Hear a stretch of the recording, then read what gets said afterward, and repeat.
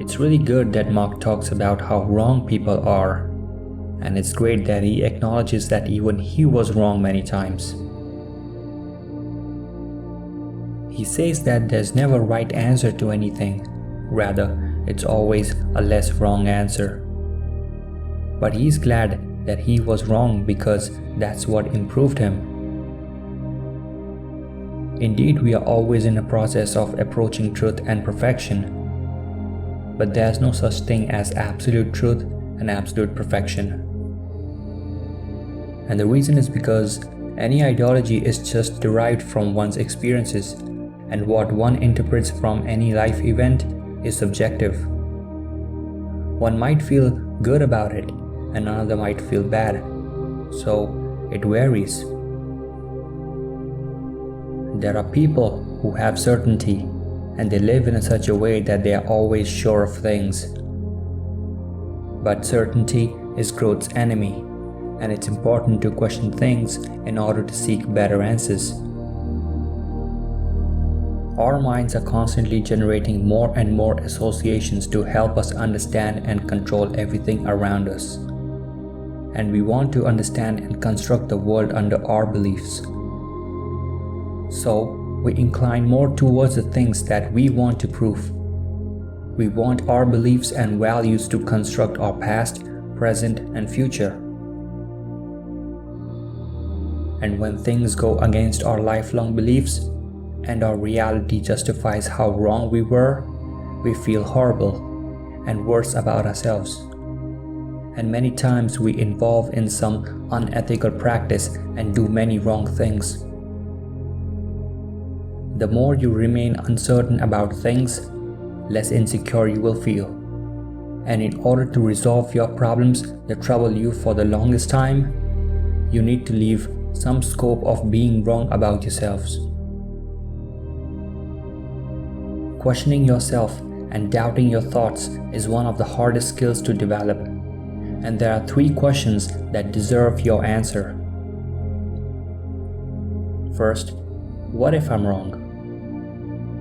Second, what would it mean if I were wrong? Third, would being wrong create a better problem or worse problem than my current problem for both myself and others?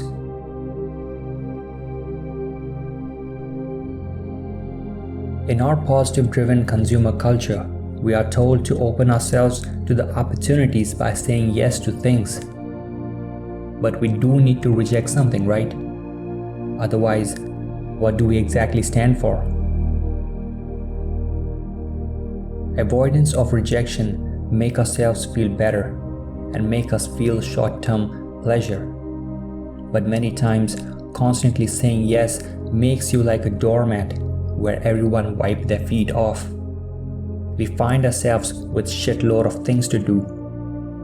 And somewhere we find ourselves busy with things we might not like.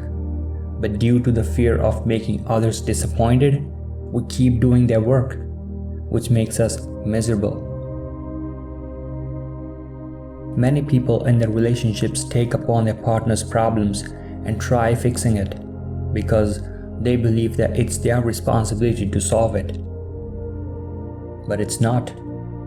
It's nowhere your responsibility until it's about life or death.